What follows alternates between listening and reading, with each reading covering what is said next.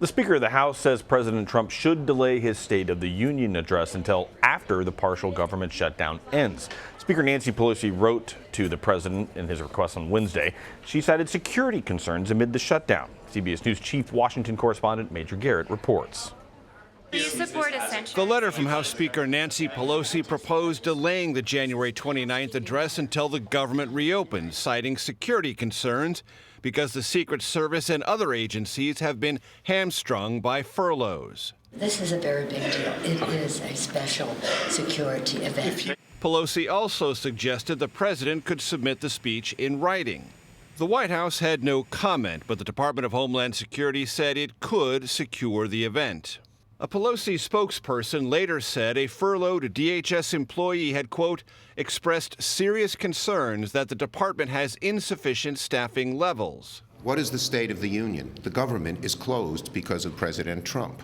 White House economic advisors say the 26-day shutdown is worse than they initially thought, estimating economic growth is down about 0.1 of a percentage point per week, twice their initial estimate. We're focused on the long-term economic principles that the president's laid out. The president and vice president met with a small group of Republican and Democratic House members today, but no breakthrough.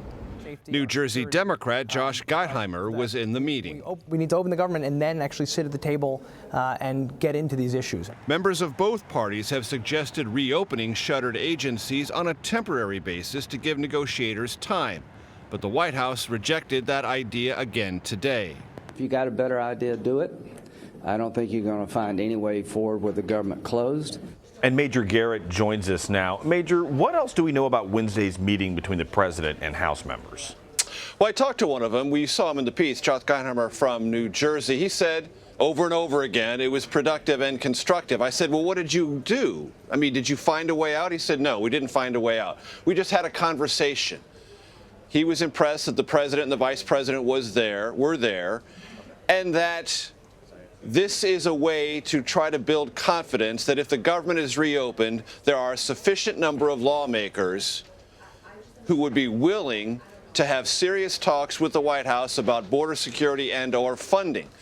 But when I talked to this congressman, I said, hey, wait a minute. The White House is basically going to need a blood oath from lots of lawmakers, not just you handful who came over here, Republican and Democrat. There's going to need to be like almost a piece of legislation drafted and signed off on by literally scores of lawmakers to get this done. He said, you're probably right. So it's a conversation that might lead to another conversation, that might lead to a potential conversation later, but nothing, Omar, that approximates or comes anywhere close to a deal or resolving this standoff over the shutdown, which, let's remind ourselves, is diametrically opposed. The White House says no reopening of government until a guaranteed funding for more border wall.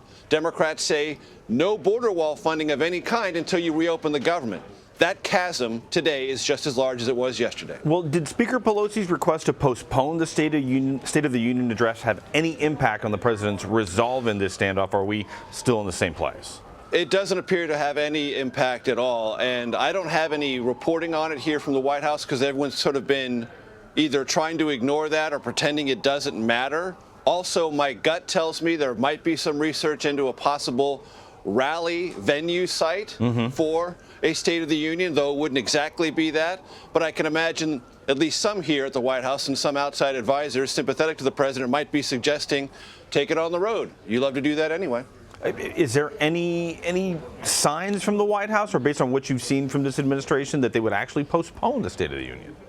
They might, or they might, like I said, give it in an alternate place, take it on the road. And we'll just have to wait and see how that plays itself out. But it would stun me, Omar, if that is at least not a conversation they're having. Is there a chance that the president might be able, in some Washington, D.C. universe, to convince some Democrats to support his push for a border wall, maybe a Democrat who may be in a conservative area?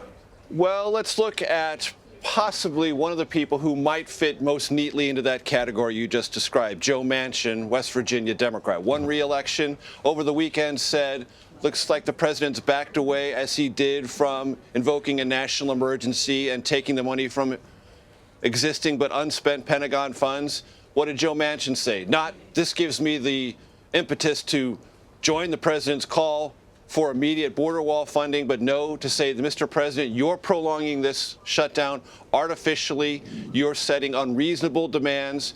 We should reopen the government and have an extended conversation about all dimensions of border security. And even the House Democrats, who join Republicans in what they call the problem solvers caucus, meaning they're willing to reach bipartisan compromises, came here with a message to the White House. We're not advocating and we won't support more funding for border security until you reopen the government. That's the exact same message the House Democratic leadership has. So it doesn't appear that there's much movement on either side. And you might have mentioned it there. There's a bipartisan effort in the Senate to try and reopen the government. But how much of an influence does this group have on the president's decision making going forward? Or are they just meeting and just drinking coffee and wasting it? Well, minimally. The influence is minimal, but they're feeling the pressure. And all of the pressure points of this partial government shutdown are really beginning to emerge, not just economically, not just at airports, but in food inspection and other ways. And people are now being called back in large numbers who had been furloughed, required to work to carry out government services, even though they're not technically emergency or national security or hypersensitive duties. That's putting a strain on the system. I mean, eventually, lawmakers are going to say either to their leadership or to the president, meaning Democrats to their Democratic leadership in the House or Republicans to this White House, we have got to get out of this. We've got to figure out a way. That pressure is building. When it actually breaks, how it breaks, and the political reaction to that breakage still to play out. Temperatures and temperaments chilly in Washington, D.C. Major Garrett, thank you. Thank you.